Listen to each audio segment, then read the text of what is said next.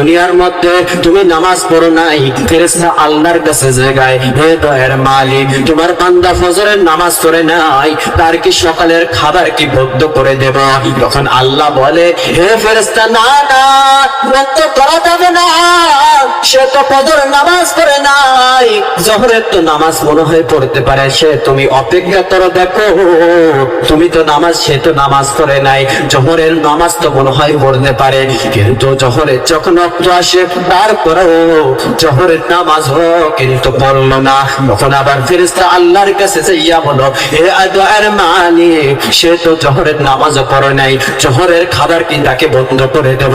তখন আল্লাহ বলে, না না, বন্ধ করার কোনো দরকার নাই, দেখো অপেক্ষা করো আসরের নামাজ পড়ে কিনা, সে আসর পার হয়ে যায়, আসরের নামাজ পড়ে নাই। তখন আল্লাহ ওই ফেরেশতা আল্লাহর কাছে জিজ্ঞাসা, সে তো আসরের নামাজও পড়ে নাই, তার কি কোনো খাবার বন্ধ করে দেব কিনা?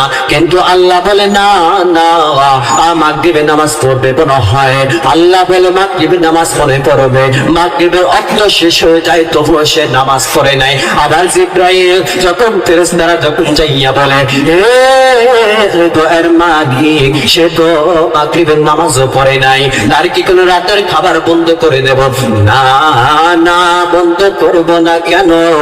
আমার বাবা মা যদি আমার অপরাধ যদি দেখতে পাইতো, আমাকে বাড়ি থেকে লান্তি করে বের করে দিত, আমার গ্রামের লোক মানুষেরা যখন আমার গুনাহ যদি কোনো মানুষ যদি আমার কোনো মানুষ যদি আমার গুনার কারণে অপরাধের চুরি জাকাত আমি যদি করতাম, তাহলে আমাকে দেশ থেকে বের করে দিয়ে দিত, কিন্তু আমার বেতর মায়ার ফজরের নামাজও পড়ো নাই, জোহরের নামাজও পড়ো নাই, আসরের নামাজও পড়ো নাই, মাগরিবের নামাজও পড়ো নাই, কিন্তু আমার রব তোমার খারাপ বন্ধ করে নাই, তোমার নিয়ামত আমার নিয়ামত কোনদিন বন্ধ করে নাই। আমার রব্বুল আলামিন বলেন, আমি এত সুন্দর ভাবে আমার বান্দাদেরকে বানাইলাম, কুদরতের মাধ্যমে মায়ার মাধ্যমে বানাইলাম, আমার বান্দাকে আমি কোনদিন কষ্ট করব না। সে তো নামাজ পড়ে নেই, তাই কি হয়েছে? মনে হয় সে তো একটি ভুলেও তো নামাজ পড়ে আল্লাহর কাছে ক্ষমা চাইয়া বলবে, হে দয়ার মালিক আমি কোনদিন নামাজ পড়ি নাই, আল্লাহ তুমি আমাকে কবুল করে নেন। আল্লাহ এখনো শুয়ে আছে, দয়ার মালিককে আল্লাহর কাছে ক্ষমা চাও, আল্লাহর কাছে ক্ষমা চাইয়া বলে, জীবনে কি করলাম, জীবনে কি করলাম, ইয়া ইলাহি তো মেরা গফার হায়, তো মেরা গফার হায়, ইয়া ইলাহি তো মেরা সত্তার হায়, তিনি তো সত্তার, তিনি তো গফার। এখনো সময় আছে, সে দয়ার শীল দুনিয়ার মধ্যে কোনো বান্দাকে খোঁজ দেখো, কোনো দয়াবান বান্দা আছে কিনা, কোনো খুঁজে পাইবা না, আল্লাহর মতো দয়াবান কেউ পাইবা না।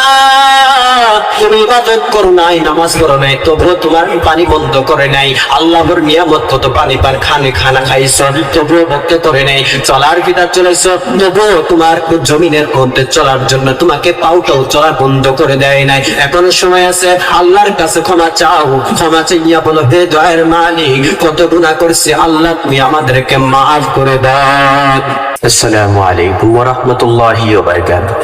نحمده ونصلي على رسوله الكريم أما بعد فأعوذ بالله من الشيطان الرجيم بسم الله الرحمن الرحيم إن الأبرار لفي نعيم وإن الفجار لفي جحيم صدق الله المولى العظيم सिमुल गसे के दिल है मुक्ता मुनि है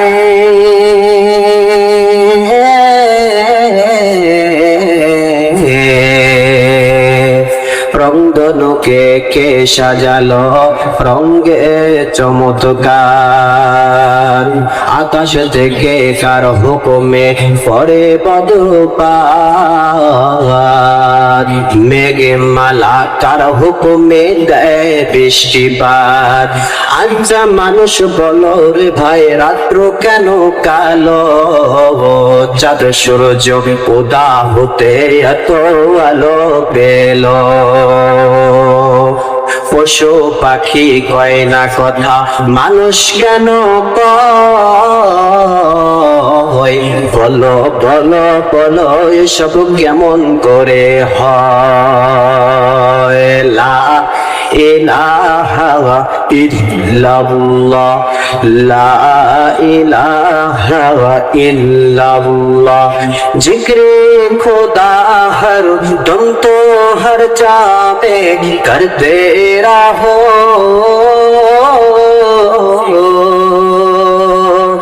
जिक्रे खुदा हर दम तो हर जामे करते रहो। ला इलाहा इल्लल्लाह, ला इलाहा इल्लल्लाहु मुहम्मदुर रसूलुल्लाह सल्लल्लाहु अलैहि वसल्लम। আল্লাহ তাআলা আমাদেরকে শুকরিয়া, যিনি আমাদেরকে হায়াত দারাজ করেছেন, যিনি আমাদেরকে সুখ শান্তি আজকে 3 জানুয়ারি 2026 আজকে সমাবেশ আল্লাহ তাআলা আমাদেরকে কবুল করেছেন। এই কারণে এই সমাবেশ মাহফিলটা আমরা করতে পেরেছি। এই জন্য আল্লাহ পাকের ওপর একটু তারিফ জানাই, সকলে বলি আলহামদুলিল্লাহ। মাহফিলের পাশে এই মাদ্রাসা, দাখিল মাদ্রাসার পাশে কবরস্থান আমরাও অবগত আছি। হুগলবাড়িয়ার মধ্য থেকে এই কবরবাসীর মধ্যে কারো মা ঘুমিয়ে আছে, যার বাবাও ঘুমিয়ে আছে, যার ছেলে সন্তানেও ঘুমিয়ে আছে, নানিও ঘুমিয়ে আছে, দাদিও ঘুমিয়ে আছে, দাদাও ঘুমিয়ে আছে, নানাও ঘুমিয়ে আছে। সকলের আত্মীয় স্বজনদের মধ্যে থেকে যে কোনো একজন হলেও ঘুমিয়ে আছে, আছে না নেই বলে? কোন বান্দা বলতে পারবে আমার পরিবার থেকে কোনো আত্মীয় মারা যাননি? কেউ বলতে পারবে? কেউ বলতে পারবে না। কারণ দুনিয়া আছি, আবার বিদায় হয়ে চলে যাইতে হবে। আল্লাহ পাকের ওয়াদা আসে যে আমি কখন দুনিয়ায় মুখ দেখবো, মায়ের গর্ভে থেকে আসবো, এটা তোমার জন্য আল্লাহ পাক জানিয়ে দেয়। কিন্তু এটা আমি আপনি জানি না কখন দুনিয়া থেকে বিদায় হয়ে চলে যাবে, এটা জানি বলেন? তখন জানি কিছুই জানি। এই জন্য হায়াত কখন জানি আমরা কিছুই অবগত নেই। এই জন্য কবরে যাবার জন্য কিছু নিয়ে যাইতে হবে না বলেন? অবশ্যই নিয়ে যাইতে হবে। বাংলাদেশ থেকে নিয়ে ভারত যান, ইন্ডিয়া যান, যেখানে যান না কেন আপনাকে অবশ্যই ভিসা প্রয়োজন না বলেন? অবশ্যই প্রয়োজন। কিছু কাছে রাখতে আসবাবপত্র সাথে নিয়ে যাইতে হবে। কিন্তু যেখানে যান না কেন আপনার আসবাবপত্র কিছু কাছে ব্যাগ কিছু অবশ্যই থাকবে। কিন্তু কবরে আপনার সঙ্গে কি যাবে বলেন? কিছুই যাবে না, শুধু সামান্য কম দামি কাপড়, সাদা কাপড় চলে যাবে। কিন্তু আপনার সাথে কি যাবে? কিছুই যাবে না। আসবাবপত্র কিছুই যাবে না, টাকা পয়সা কিছুই যাবে না, মাল সম্পদ কিছুই যাবে না। কিন্তু এখন কি যাবে আপনার কবরে? কি যাবে এটা বলে? আল্লাহ তাআলার হুকুম যাবে। হুকুম যদি আমি আপনি নিয়ে যাইতে পারি, মনে হয় আল্লাহর কাছে আমি দামি হয়ে যাব। যাব না বলে? অবশ্যই যাব। এই জন্য কোরআন শরীফের মধ্যে একটি তেলাওয়াত করেছি, পাঠ করেছি। আল্লাহ পাক জানিয়ে দিয়েছেন, বিসমিল্লাহির রহমানির রহিম। ইন্নাল আবরার لفي نعيم وإن الفجار لفي جحيم নেক আমওয়ালা যাবে জান্নাতে বদকার লোক যাবে জাহান্নামে এখন আপনি বলো দুনিয়ার মধ্যে আসার পরে কে জানি ইবাদত করে করে করে করে নেককার হয়েছে আর কে জানি নেককার না করে বদকার হয়েছে কিন্তু আমি আপনি হতভাগা কেমনে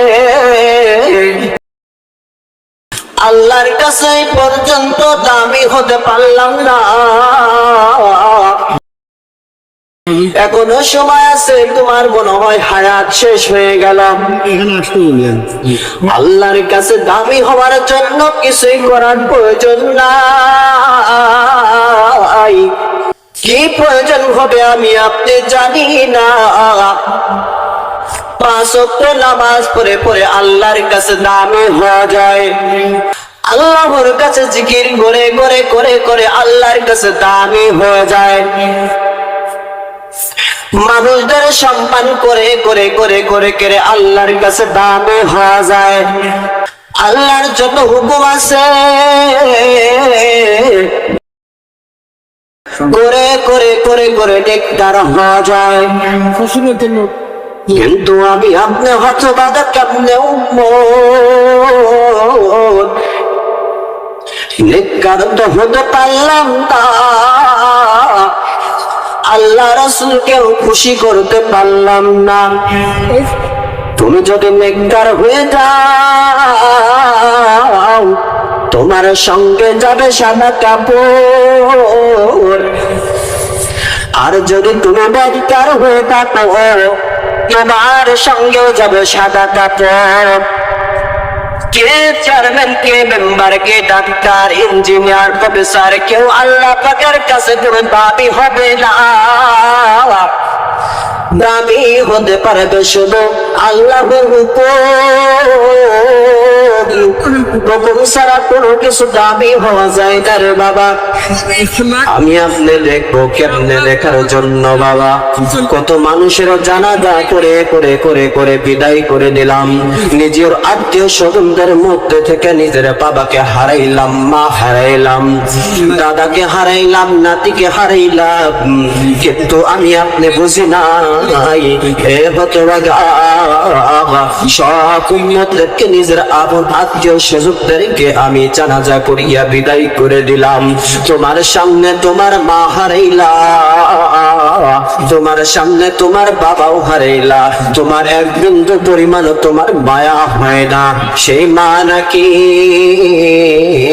9 মাস 10 দিন তোমার মায়ের গর্ভে রেখেছিল কত কষ্ট না হয়েছে কিন্তু আমি আপনি বুঝলাম না রে বাবা কিন্তু আমি তোমার প্রেম দিয়েছে তোমার রব বোঝার শক্তি দিয়েছেন তোমার রব আমি আপনি জানি না কি বোঝার শক্তি দিয়েছেন এখনো সময় আছে আল্লাহর কাছে ক্ষমা চাইয়া বলো হে দয়ার মালিক আমি কোনোদিন তোমাকে ভালোবাসতে পারি নাই হে রাসূল তোমাকেও কোনোদিন ভালোবাসতে পারি নাই নিজের আত্মীয় স্বজনদের মধ্যে থেকে নিজের মা হারাইলাম বাবা হারাইলাম চোখের সামনে বাকে বিদায় করে দিলাম চোখের সামনে বাবাও কেউ বিদায় করে দিলাম কিন্তু রে বাবা এতিম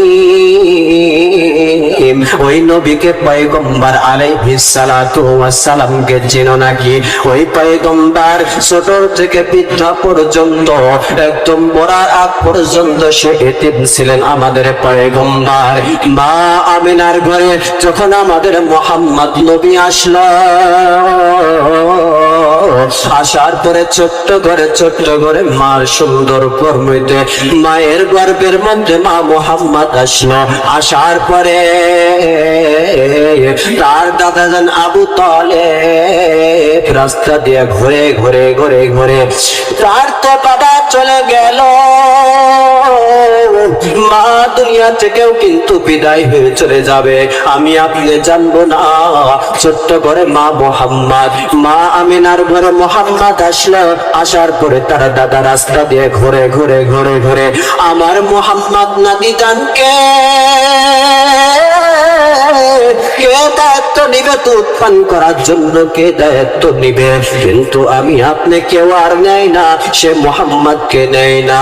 হঠাৎ করে হালিমা বইলা ফেলে, আমি ওই মোহাম্মদকে নেব, আমি দায়িত্ব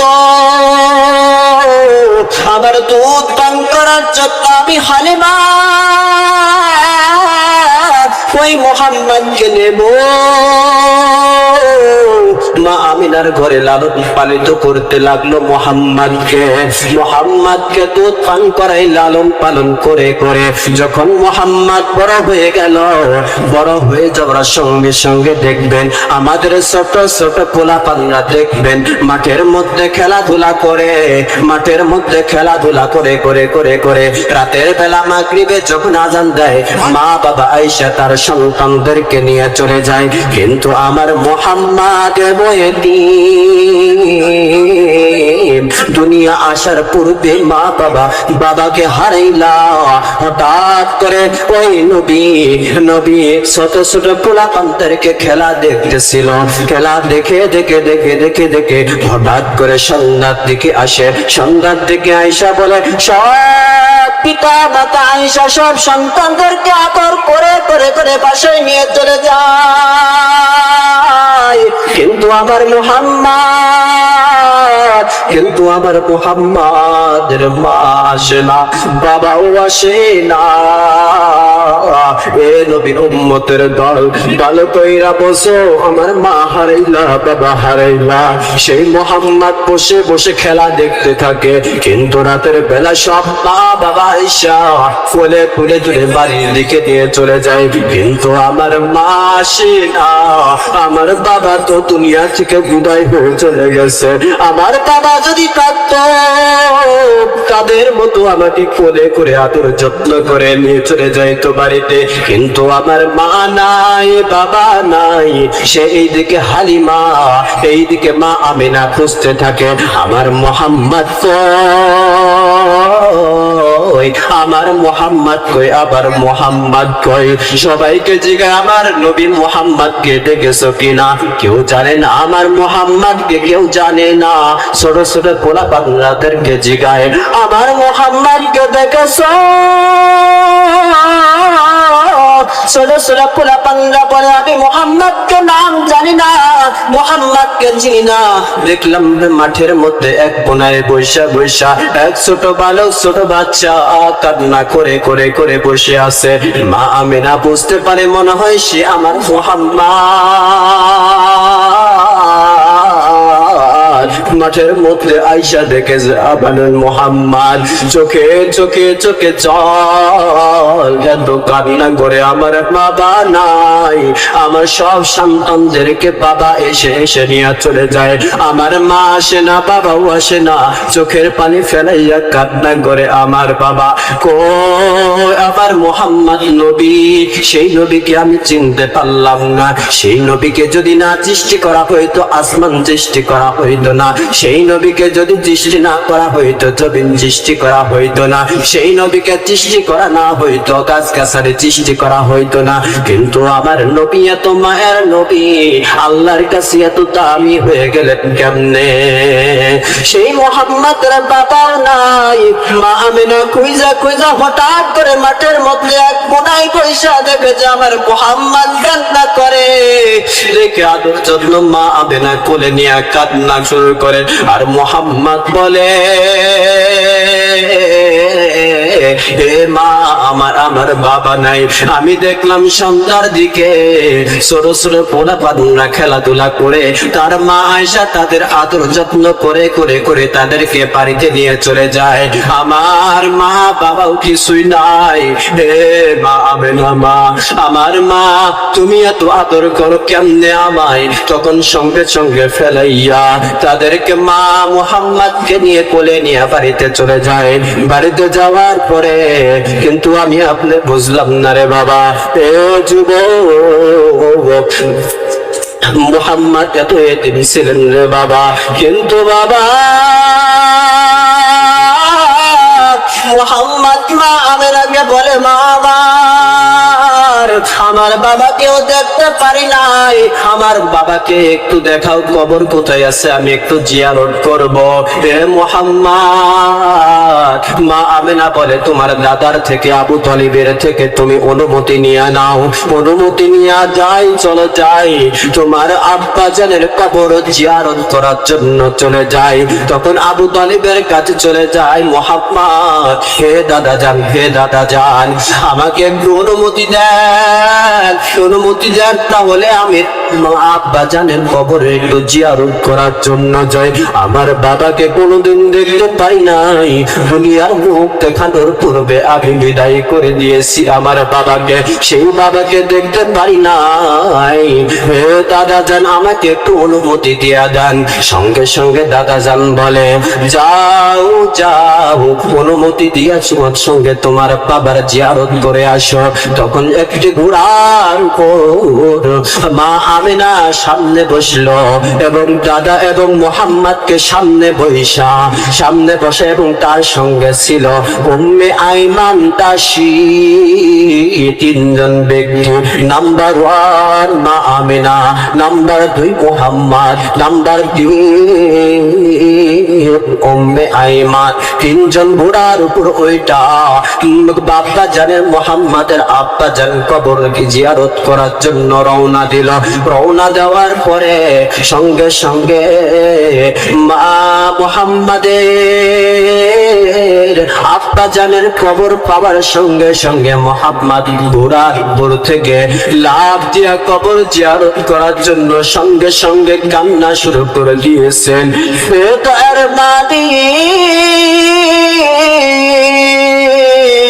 আমার আব্বা জানকে আমি দেখতে পারি নাই, আমার আব্বা জানকে কবুল করে নাও। চোখের পানি ফেলাইয়া আল্লাহর কাছে ক্ষমা চাই।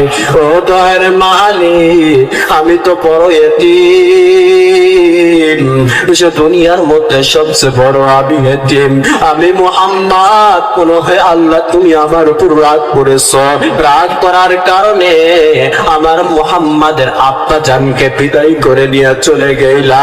তখন সঙ্গে সঙ্গে ওই আল্লাহ পাক ওই মুহাম্মাদের কান্না দেখে দেখে দেখে দেখে মনটা জুড়াইতে পারে না, সহ্য করতে পারে না। ফেরেশতাদেরকে বলে, হে ফেরেশতা যাও যাও, আমার বন্ধু মুহাম্মদকে থামাও, তার যে কার সে কান্না করলে আমার ভালো লাগে না, মন টেকে না, তুমি যাও যাও আমার মুহাম্মদকে থামাও। সেরার বাবা হারাইছে, মা হারাইবে কেমনে? তখন জিয়ারত করার পরে যখন সঙ্গে সঙ্গে ঘোড়ার উপর তিনজন উঠলো, জিয়ারত করার পরে ঘোড়া রওনা দিয়ে গেল রাস্তার মাঝে। তখন আমেনার পেটের ব্যথা জ্বালা যন্ত্রণা শুরু হয়ে গেল। ঘোড়ার থেকে নাইবা শুয়ে পড়ল মা আমেনা। শোয়ানোর পরে তখন মুহাম্মদকে ডাইকা বলে, হে মুহাম্মদ, আমার একটু কোলে আয়, আমার কোলে আয়, মনে হয় তোমার আব্বা জানের জিয়ারত করার সঙ্গে সঙ্গে মনে হয় আমিও দুনিয়া থেকে বিদায় হয়ে চলে যাব। ওই তারপরে আম্মা জান মা আমেনা তখন এই দুনিয়া থেকে বিদায় হয়ে চলে গেল। আম্মা জান মুহাম্মাদের কান্না কেউ সহ্য করতে পারে না। মা জান আব্বা জানের জিয়ারত করার পরে জিয়ারত করতে গেলাম, কি হয়ে গেল গেল, বাবাকে তো আগের থেকে হারাইলাম, মাকে রাস্তার মাঝে হারাইলাম। গেছিল তিনজন, আসার পথে দেখে দুইজন আসে, কে কে? মুহাম্মদ আর দাসী উম্মে আইমান। উম্মে আইমান দুইজন আয়েশা বলে, হে আবু তালিব হিসাবে তোমরা তো গেলা তিনজন, দুইজন আসলা কেন? তখন চোখের পানি ফেলাইয়া মুহাম্মদ বলে, হে দাদা যান, জিয়ারত করার জন্য গেলাম আব্বা জানের কবর, কিন্তু আমি পা আমেনাকে, আমি আম্মা জানকে হারাইলাম। এ দুনিয়ার মধ্যে কে হদল বাড়িবাসীর মধ্যে মা হারাইছো, বাবা হারাইছো, এখনো সময় আছে, মা বাবার কাছে ক্ষমা চাইয়া বলো, মা তোমার কাছে তোমাকে কত অন্যায় করেছি, তোমার আমার জবাব দিয়ে তোমাকে কত গালি দিয়েছি, কত লাথি মেরেছি, তোমাদেরকে দেখতে পারি না, এখনো সময় আছে, মা তুমি আমাকে ক্ষমা করে দাও, বাবা তুমি ক্ষমা করে দাও। আমি আপনি দেখলাম এই কবরের গোরস্থানের জালসার মধ্যে কত মায়াত শুয়ে আছে, কে কোন হালতের মধ্যে আছে আমি আপনি জানি না রে বাবা। দুনিয়ার মধ্যে আমি আছে আল্লাহর হুকুম পালন করার জন্য, রাসূলের হুকুম পালন করার জন্য। আমি আপনি যদি ওই হুকুম যদি পালন না করতে পারি, আমি কেমনে হতভাগা হইল। আমাদের জন্য মুহাম্মদ পয়গম্বর আলাইহিস সালাতু ওয়াস সালাম কত কষ্ট করেছেন, কেমনে কষ্ট করেছেন আমি আপনি জানি না। তায়েফের ময়দানে ওই পয়গম্বর আলাইহিস সালাতু ওয়াস সালাম যাইয়া মানুষদেরকে দাওয়াত দিয়েছেন শুধু আমাদের জন্য।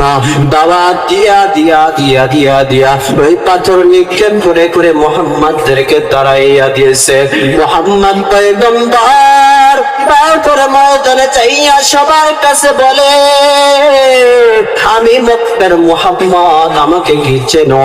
তোমাদেরকে দাওয়াত দেওয়ার জন্য এসেছি, দাওয়াত তোমরা কবুল করো। তোমরা দাওয়াত গ্রহণ করে আল্লাহ আমার কালেমা তোমরা পড়ে নাও। কিন্তু তায়েফের মানুষেরা কবুল করতে পারলো না। তারা কি করলো? পাথর নিক্ষেপ করে আমরা রোদে খাটি রোদের গরমের তাপে দেখবেন যেটাই মাঠের মধ্যে কাজ করি না কেন, মাথায় থেকে ঘাম পরে টকটক করতে জমিনের মধ্যে পরে গরম লাগে না বলেন? অবশ্যই গরম লাগে, কারণ সহ্য হয় না এত গরম। সেই গরমের কারণে কাজও করতে পারি না, মাথায় থেকে শরীর থেকে ঘাম টক ফুটা জমিনের মধ্যে পড়তে থাকে। কিন্তু আমাদের পয়গম্বর দিনের দাওয়াত তায়েফের ময়দানে চলে গেলেন। চলে যাওয়ার পরে শরীরের ঘাম তো নয়, শরীর থেকে রক্ত ঝরে জমিনের মধ্যে পড়ে। কারণ হইল দাওয়াত যেখানে তায়েফের ময়দানে দিতে যায়, কিন্তু দেওয়ার পরে তারা পাথর নিক্ষেপ করে রাজ শরীরে লাগে, মাথায় লাগে, পানি দিয়ে আমরা গোসল করি। ওই রকম ভাবে আমাদের নবী রক্ত দিয়া গোসল করতে থাকে। তোমার নবী কত কষ্ট করেছেন, আমি কিন্তু নবীকেও ভালোবাসতে পারি না। এখনো সময় আছে, নবীর সুন্নাত পালন করে জিন্দেগি কাটাও। কেমন করে জীবন কাটাইছ? জিন্দগি মে বন্দগি তো আর না হে, জিন্দগি বে বন্দগি শর্মিন্দা হে। জীবনে কি করেছ? গুনাহ করেছ নাকি বদ কাজ করেছ নাকি নেককার হয়েছ? আল্লাহর কাছে ক্ষমা চাইয়া বলো, হে দয়ার মালিক, কত অন্যায় করেছি, মা বাবাকেও দেখতে পারি নাই, মা বাবাকে কত কষ্ট দিয়েছি, চোখের সামনে বাবাকে হারাইলাম, মাকে হারাইলাম, কত জানাজা করে আত্মীয় স্বজনদেরকে বিদায় করে দিলাম। কোন হালতে আছে মাইয়া আমি আপনি জানি না রে বাবা। কবরের ভয়ঙ্কর কেমনে কবরের ভয়ঙ্কর কেমনে আমি আপনি জানি না। কবরে যখন সে যাবে, কে যাবে, আমি আপনি যাব, তখন বুঝবো কবরের আযাব কেমন কঠিন। এত গরম বলে তাপও সহ্য করতে পারি না, একটু মশার কাপড় দিলে একটু সহ্য করতে পারি না ব্যথা, একটু অ্যাক্সিডেন্ট হলেও তো আমি ব্যথা সহ্য করতে পারি না ব্যথা, অসুস্থ হলেও তার বোধ আমি সহ্য করতে পারি না কেমন দুঃখ। কিন্তু আমার হতভাগা দুনিয়ার মধ্যে একটু সমস্যার মধ্যে চললে আমি দুঃখ কষ্ট সহ্য করতে পারি না। ওই জাহান্নামের ময়দান যত পাগল ঘন্টা আমি আপনার সহ্য করতে পারবো না। জাহান্নামের সাপ কিছু দেখবা, দুনিয়ার মধ্যে সাপ কিছু নয়। আজকে কিন্তু গোরস্থানের মাহফিল হয়, ভালো করে মনোযোগ সহকারে শুনবেন যে বাবা, কারা কাইয়া ছুঁয়ে আছে, কার কি নাটক দেখা আত্মীয় স্বজনদের ভূমিকা আছে বাবা। জাহান্নামের ভয়ঙ্কর তোমার মা দুনিয়া থেকে বিদায় হয়ে চলে গেলে মনে হয় যদি জাহান্নাম পেয়ে যায় তোমার মা, তোমার আত্মীয় স্বজনদের মধ্যে থেকে তারা বিদায় হয়ে চলে গেল, তোমার আত্মীয় স্বজনদের মধ্যে থেকে মনে হয় তারা পেয়ে গেল জাহান্নাম। জাহান্নাম এত ভয়ঙ্কর আযাব কেউ আমি আপনি সহ্য করতে পারবো না রে বাবা। একটু চিন্তা করে দেখো, দুনিয়ার একটু সহ্য কষ্ট সহ্য করতে পারি না, ওই জাহান্নামের কষ্ট কেমনে সহ্য করবো রে বাবা। কিন্তু চিন্তা করে দেখো জাহান্নামের আগুন কেমনে সহ্য। আপনি আসমানের দিকে তাকাইয়া দেখেন, দিনের বেলা গরমের বেলা সূর্যটা কত ভিড় কত মূল ফুসাতে আছে আমি আপনি কিন্তু জানি না কত দূর, তার সূর্যের তাপ সহ্য করতে পারি না রে বাবা। কিন্তু ওই জাহান্নামের এমন ভয়ঙ্কর, ওই দুনিয়ার শরীরটা যখন তোমার হাত মাথার উপরে যখন 3 হাত উপরে যখন সূর্য টানিয়ে আসা হবে, তখন তোমার কি হবে রে বাবা। এখনো সময় আছে, ওই জাহান্নাম থেকে দূরে থাকো, আল্লাহর কাছে ক্ষমা চাইয়া বলবে মারে আমি জাহান্নামের আযাব সহ্য করতে পারবো না। মরণের চিন্তা করে দেখো, মরণ কেবল তোমার সামনে, তোমার কত মানুষ তোমার হায়াত নিয়ে চলে যায়। মরণের কথা কেন, মরণের কথা কেন স্মরণ করো না। আজরাইল আসিবে কোনো কৈফত চলবে না, আজরাইল আসিবে কোনো কৈফত চলবে না। মরদের একটু বাহানা করো, মরণ তোমার লইবে ঘিরে। তোমার যখন আজরাইল আইসা চলে আসবে, আমার কি হবে, তোমার কবজ করে করে করে নিয়ে চলে যাবে, দুনিয়া থেকে বিদায় হয়ে চলে যাইবা। একটু সালাম দেওয়া বলো কবর জিয়ারত করে দেখো, তোমার মতো আমার মতো পাইয়ার কত শুয়ে আছে কবরের ময়দানে। কবর সেখানে কোনো বাতিও নাই। আমি যখন রাতের বেলা ঘুমানোর পূর্বে দেখবেন লাঠিটা অফ করে, লাইনটা অফ করে ঘুমাইয়া দেয়। এত শীতের মধ্যে, এত শীতের মধ্যে ল্যাপটা গায়ের উপর দিয়ে, কম্বল গায়ের উপর দিয়া, এত সুন্দর ওমের মধ্যে ঘুম পারি। কিন্তু দেখবেন তোমার আত্মীয় স্বজনদের মধ্যে থেকে এই শীতের মধ্যে কেউ মারা গেলে তোমাকে গরম পানি করে করে তোমাকে গোসল করাইবে।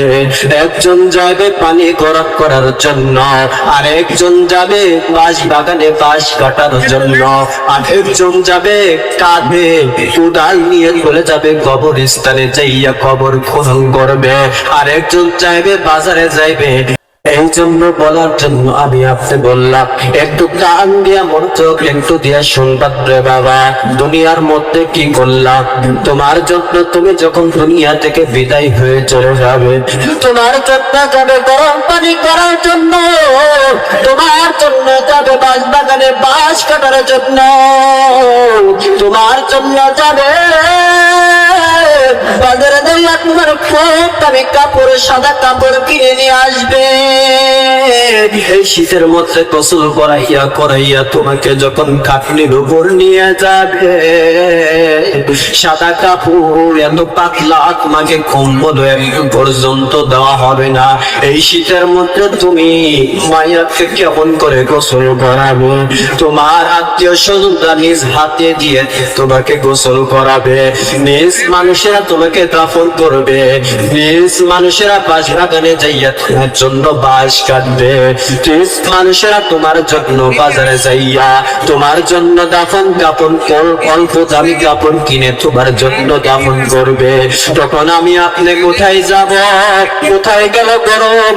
কোথায় গেল শীত? কোথায় গেল কত সুন্দর আরামদায়ক? দুনিয়ার মধ্যে কত বাহাদুরি করেছি, দুনিয়ার মধ্যে কত চলাফেরা করেছি, দুনিয়ার মধ্যে কত কম্বলের গায়ে দিয়ে শুয়েছিলাম, কত আরাম। দুনিয়ার মধ্যে ফ্যানের নিচে থাইকা কত শান্তিতে এসির মধ্যে থাইকা ঘুমিয়েছিলাম, কিন্তু ওখানে কোনো এসিও থাকবে না, তোমার জন্য কোনো কম্বলও থাকবে না, তোমার জন্য কোনো কিছুই দেওয়া হবে না।